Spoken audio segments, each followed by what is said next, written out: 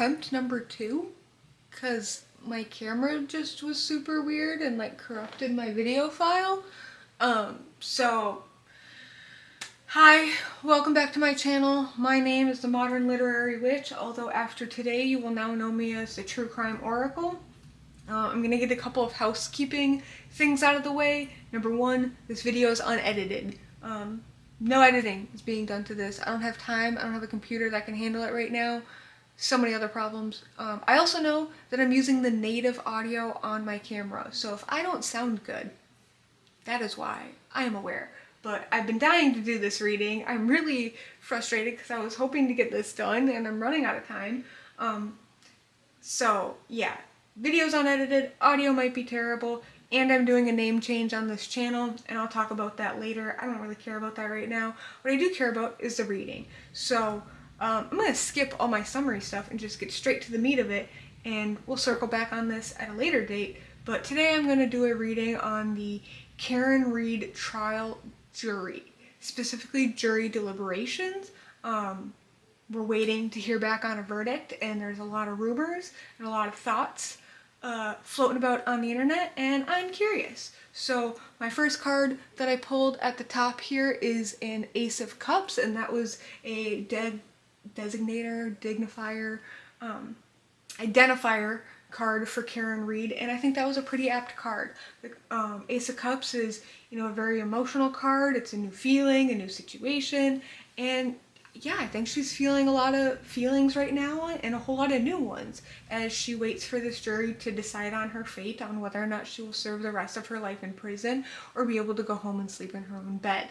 So, with that out of the way, we got our first card, which is juror number 1, also known as the foreman. They got the Page of Pentacles, which I found to be very interesting. You can see this card's very busy. We have a couple of owls. We got some other animals down here. I think we have a cat, a mouse, maybe 2 cats, and she's also holding a flower in the center there, if you can see that. And I thought that was pretty apt for the foreman in the juror number 1 because, they have a lot of responsibility being the foreman. They're kind of the leader of the jury room and deliberations. And, with the owls up above, I feel like they're being very deliberate and thoughtful about their decisions and how they run the deliberations. And I like seeing that energy. And then for juror number 2, we got the Page of Cups, which I thought was very interesting because, this is also like an emotional card, and I had said earlier, it almost feels like this juror was meant to serve on this jury. So I don't know exactly what personal life experience this juror has, but I feel like this trial has brought up some things for them, and they're processing it, and they're healing, and they're also going to take those perspectives, thoughts, and opinions with them into their deliberation. And I almost feel like advocate for Karen, just based on the way that I'm reading this and how I'm feeling about it. And I found that to be very interesting, that was the emotional state of juror number 2. And then after I pulled that card, I realized that both jurors so far are pages, which I think is very interesting because I've heard the page suit be described as messengers, which as a jury they are messengers because they are delivering the message of whether or not Karen is guilty or not. But also, like, pages are young, youthful, open-minded sort of energies. Like, it's the beginning of a journey and you don't know what to expect. It's almost a little foolish, but I feel like these people so far are being very deliberate and very considerate and very thorough in their deliberation, and they're going into this deliberation fairly open-minded in terms of hearing the other jurors out, but also not like fully believing the prosecution just because it's the state prosecuting, and not fully believing the defense just because they're the defense. So it just very good vibes so far. And then we pulled cards for juror number 3. Now, the initial card that came out is the Magician, which very interesting here. And we also had a fly outcome with that, which is the 2 of Wands. So this is giving me sort of concerning feelings, because there is rumor of, could somebody be a plant? And if somebody was going to look like a plant to me, I think it would be the Magician and the Two of Wands, because you're talking about someone who is manifesting, creating whatever reality they desire, but also the Two of Wands, which this is a plant. And I don't know if that just means that they're being more deliberate, or if they've already conspired with someone to have a specific verdict or outcome. So I'm not going to dwell too much on this, but I did want to note that came out, and I do want to pull cards on the rest of the jurors before I sit and talk about everything. So, juror number 4. Tell me about juror number 4. What is the energy, feelings, thoughts of juror number 4? What do we got? We got the 7 of Pentacles. And I think the facial expression on here for her is really telling about this juror's emotional state, because there's a sense of uncertainty in the way that she looks. And I feel like what I know about this trial, this juror is looking at all this evidence from both sides and being like, what is true and what isn't? Like, I don't know what to believe at this stage. But also, like, they want to pick out the right evidence. They want to make sure that the stuff that is irrefutable is irrefutable. And I wonder how much of the time the jury is spending on, like, just deciding what evidence is viable and what evidence isn't, because that is a huge problem in this case. So this is also just a reassuring card of, like, hey, we're trying to pick out the best pieces of evidence to make this decision on. So tell me about juror number 5. What are the thoughts, feelings, emotions, energy of juror number 5? And we got the Ace of Swords. Now, in this reading, the way that I'm feeling this is like this person doesn't like Karen, doesn't think Karen's innocent, and may even be considered a holdout, one of the holdouts that many people are concerned about in terms of how this verdict is going to go. Because some people just, they see things their way, and sometimes no matter what you say or do or what evidence you have to convince them otherwise, it doesn't matter. Like, it won't change their opinion. Yeah, this person just is very much, like, set in their ways is the way it feels. But also it's an Ace of Swords, so this is a new, it's a beginning. So it might be out of character for this person.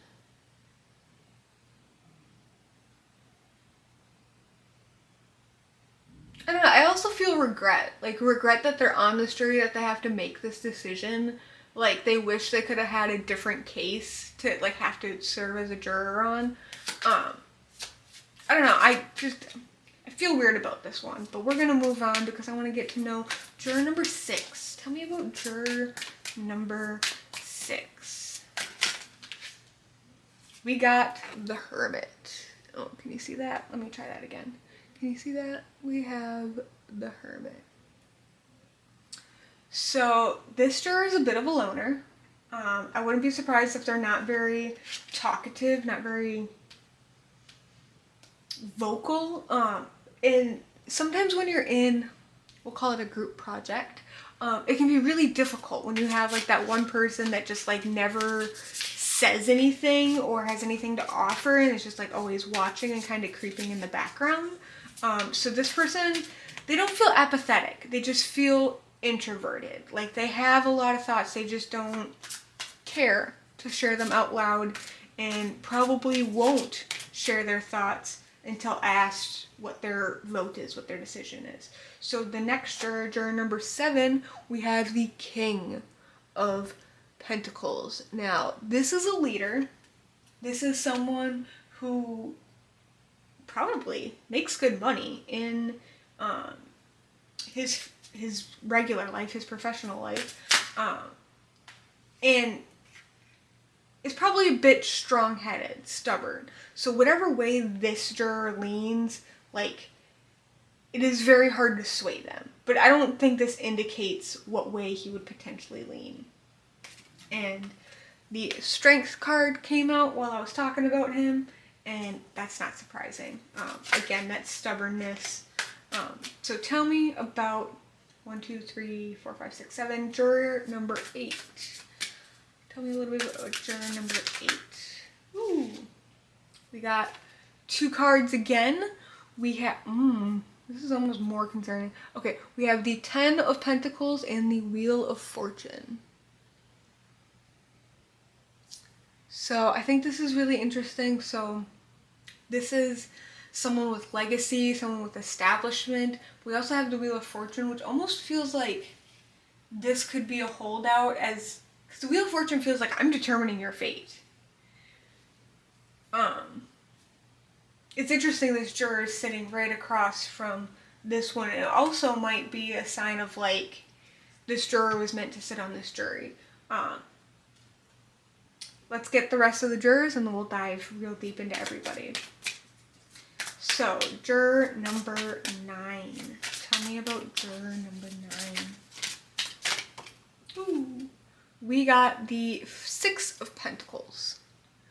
So I feel like we're getting a lot of Pentacle energy, which like doesn't surprise me at this point because Pentacles tend to be, well, they are an earth sign, earth symbol. So they move slower, they deliberate slower, they think slower, and not just like they're slow people, but like there's an organized, methodical, like I need to be sure about this decision and I'm not just like willy-nilly making a decision. Now, this person, I think, is trying to make both camps happy, like is willing to settle on a middle ground lesser charge, which is a very real possibility for Karen Reed in this situation if the jury gets deadlocked.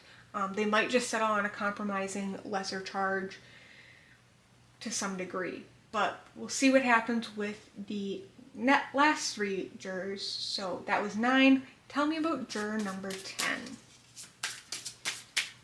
Tell me about juror number 10. What does juror number 10 think? Ooh, we got the Knight of Wands. Now, it's kind of hard to see this card. There we go. As you can tell, it's a pretty dark card, and he is lighting his way through the night with the big full moon there. I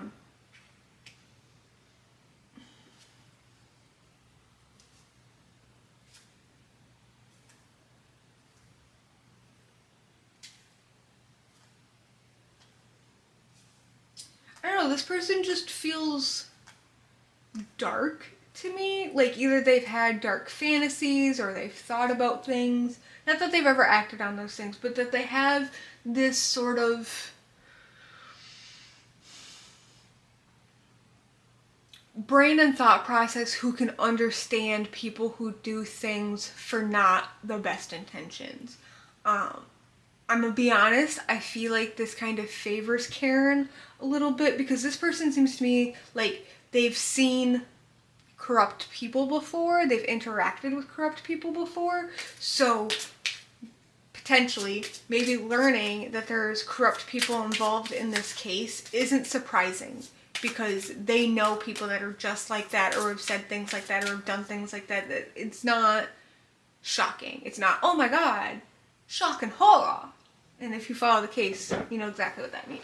But that's the general vibe I'm getting there. It's just this is a person that like knows the nitty gritty, dirtier side of life, and I think a lot of people don't have that experience when they're commenting on this case. So tell me about juror number 11. Tell me about juror number 11. We got the 3 of Cups. So this person feels outspoken to me. like, so they're underwater, they've got all these other people like drinking and having fun up above, and they're just drowning, and so that just feels like nobody's listening to this person and they're not being taken very seriously when they're sharing thoughts or opinions on the case, which is just a terrible way to feel, but you know, this is what happens when you work on a group project, which a jury deliberation is just that, a group project. So the final juror in this deliberation, tell me about them. Juror number 12. What can we learn about juror number 12? We got the 3 of Wands. So this person has motivation, this person is searching for the truth, they want answers, you know, and they are going to search this house head to toe in the dead of night with a candlestick if they have to. That is also really reassuring to hear in this case. Now that we have all of those jurors taken care of, I do want to pull one card for alternate number 1 and one card for alternate number 2. We will look at these in a minute. Now, there were 2 other jurors that I think were booted from this case during the process of it for whatever their own personal reasons are. I am not going to worry about them in this reading. I really don't have time for it.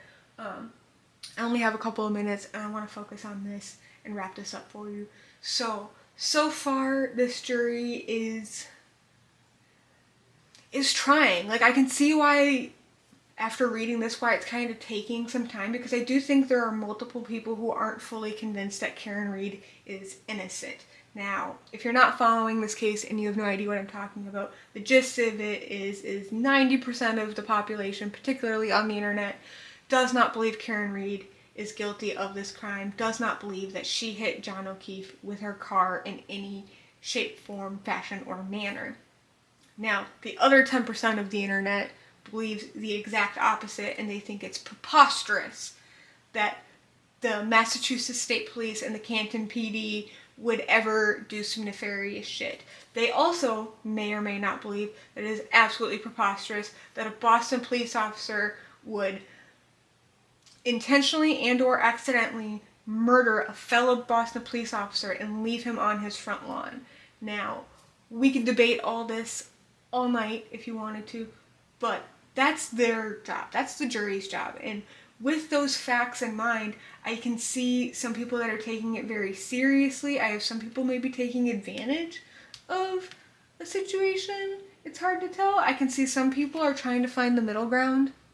They're trying to make everybody happy. And I see some people that are like holding out. And maybe even 2 people are holding out. Now, with that in mind, I do want to read this Ace of Swords card, because I want to know what the book says. Ace of Swords. Sword is a weapon. Protect yourself. Wound yourself. How do you wield your weapons and your words? Strength, power, truth, clarity, precision, discernment, idea. So, this person is pretty sharp, and that's where it's hard to tell, like, what way any of these jurors lean, but I do feel like, with the exception of some, that, like, they're passionate about their position, and the sucky part about all of this is that, like, they have to unanimously agree on whatever the verdict is. And I can see with this group of people that might not be easy. You know, and this could be, this person's coming in with new ideas tomorrow on how to bridge some of the communication gaps. This person might be shutting down. This person might be heating up. And this person might be super freaking passionate and fiery about, like, what they think happened here. That's the one thing that really sucks about this case, is because even though the case is the Commonwealth versus Karen Read over the death of John O'Keefe, there's so many third-party possibilities that, while are discussed in this case, aren't important to this case. The only question that matters to this jury is, did Karen result?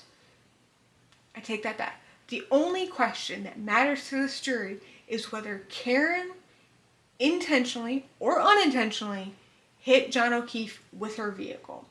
Now, the problem with this is that John's trauma injuries, kind of vague and mysterious. There's some injuries on his arm that I find very alarming and don't possibly see how they could be caused by a vehicle. And so really this comes down to is like, do you think his injuries were caused by a vehicle? And sometimes that can be ambiguous. Like, there's weather conditions, there's sobriety conditions, because everybody was drinking that night. Everybody was drunk. And so the question really comes down to, like, did Karen do this or not? And I do see conflict in this jury, and and I do see, Karen being worried about this. And the longer this draws on, the more stressful I think this will become. So before I end, I want to flip these last two alternate juror cards and tell you what we have. For alternate number 1, we have the 4 of Pentacles. Now, I'm not going to comment too much on this, but I think this is the juror that was a little upset that she kind of got selected as alternate, from my understanding of the situation and the rumor. And now they're like conserving their energy, and they're like withdrawing and like distancing themselves emotionally because of what happened. And the last one is the Hanged Man, which is very fascinating, because this person's like almost like, hey, this is a sacrifice, like, I'm just an alternate, like, I had to sit through this entire trial and now my opinion doesn't even really matter. And that's just the way the dice rolls. So that's like my initial impressions, my initial reading, my first thoughts about what's happening with this jury. If you like this reading, make sure to like, comment, and subscribe. And I do have plans to be back with more readings. I'm really excited for this new tarot deck that I'm getting. Oh, this is what got cut out from the last video.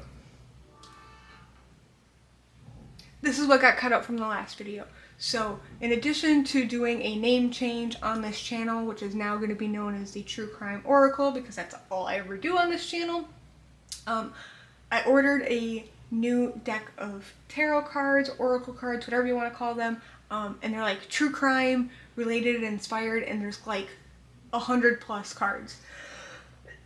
It's a thick boy deck.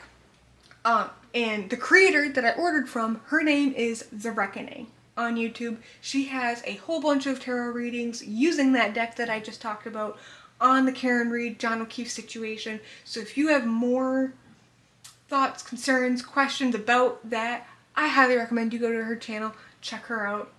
She's got some really good readings and a really cool deck that will be coming my way soon. So that is my reading. I hope you enjoyed, and we will see you guys next time.